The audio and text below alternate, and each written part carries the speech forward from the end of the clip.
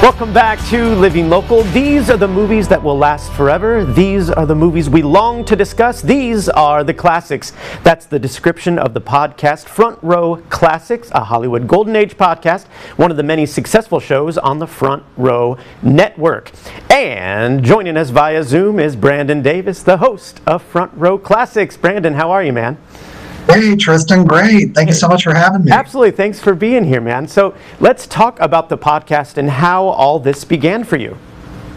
Sure, yes. My show was actually the first offshoot show from the Front Row Network, which started in 2015. I went to college with our editor-in-chief, Jeremy Geckner, who actually started it as a blog, I believe in like 2009. And life happened, and everything kind of went to the side for a little bit. And then in 2015, when life settled again, he called me, and I joined the show about a month into it. And I've been doing Front Row Classics for the last 8 years. Wow. So, you have a passion for classic films, right? Now, how did that all start for you? Did you have a parent, a grandparent that kind of got you into a lot of those classics? How did that all start? Well, like most kids, I was introduced to The Wizard of Oz, Sound of Music when I was a kid, certainly. But my grandmother gave me VHS copies when I was, I would say, probably in like 5th or 6th grade of Oklahoma and the Music Man, the movie versions. And for something just grabbed me with those two movies. And all of a sudden, it became kind of self-discovery for me. I really would latch on to a certain actor, and then I would want to see everything else that they were in. Of course, I was growing up in the golden age of the video store when things like Family Video Sure. and Blockbuster still existed. So I was able to actually go and rent movies and discover them for myself and build up my classic film vocabulary. And then, of course, Turner Classic Movies comes along, and that was, as they used to say, movie heaven. And, I'm a fan of the podcast, admittedly, and one of my favorite episodes was about Singing in the Rain, where you spoke to Patricia Ward Kelly, who's the widow of star Gene Kelly. And so that's one of my personal favorites. But I'm wondering, what are some of your favorite episodes that you've done so far? Well, you mentioned Patricia, and she's been on 3 times, and all 3 of those are certainly favorites of mine, just because she was our first guest that really said yes to us, and so she holds a special place in my heart. We did that Singing in the Rain podcast, and then we also celebrated the anniversary of An American in Paris 2 years ago with her, so those are certainly 2 of mine. And I see you're flashing a few of the logos of some of our episodes. Certainly, I saw The Thin Man earlier. That was a really popular episode. Vertigo. Anytime we talk Hitchcock, it goes over really well. But my favorite film of all time is Casablanca. I know it can be a little bit of a cliche when you say that, but that was the second episode that we did. But then also just last year, to celebrate the movie's anniversary, 80th anniversary, I was joined by one of my frequent co-hosts, Eric Flick, and then also Lou Hare, who does our Guilty Pleasure show. We had a very in-depth discussion about the anniversary of Casablanca, so that was one of my favorites as well. That's a great episode as well. I enjoyed that one too. So your guest list, you mentioned, has been really impressive, and let's talk about how you've even managed to get some of these stars. But let's first talk about how the stars that you have talked to over the years. It's a crazy list, dude.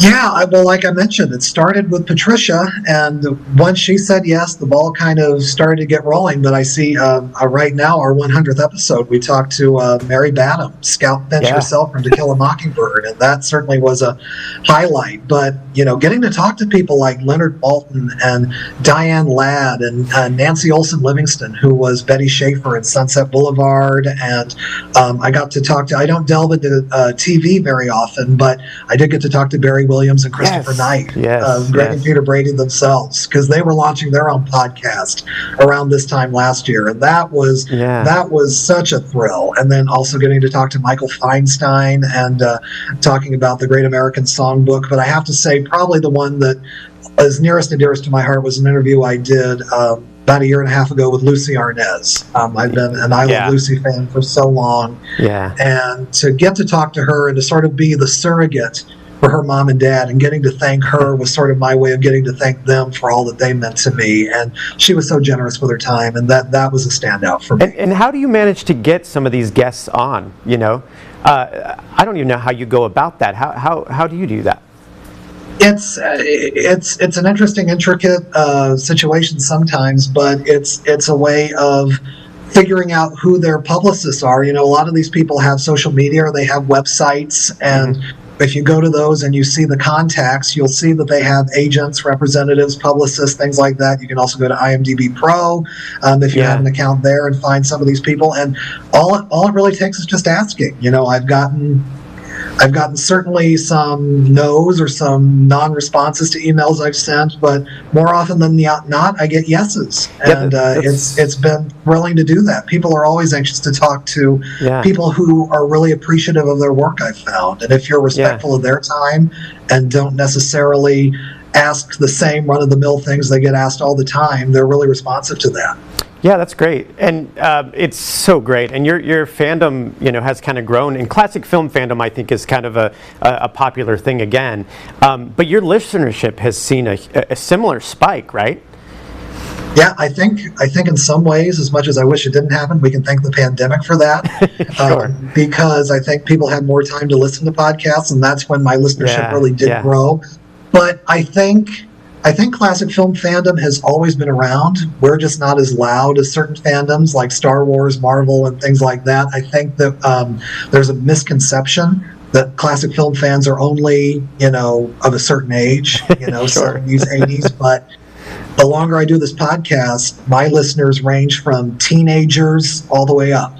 Yeah. And it's thrilling to get to see that. And we're out there. I just don't think we're as loud as certain other fan bases. So I think more and more we're starting to recognize that we are a niche market that media can cater to. And we're out there. Well, Brandon, thanks so much, man. I'm a huge fan of the podcast, and I really appreciate you being here today. So thank you so much. Absolutely. Thank you. You can find Front Row Classics on all major podcast platforms, and you can learn more by visiting thefrontrownetwork.com at the website there. We'll have all those details posted at ourquadcities.com. More Living Local continues after the break. Stay with us.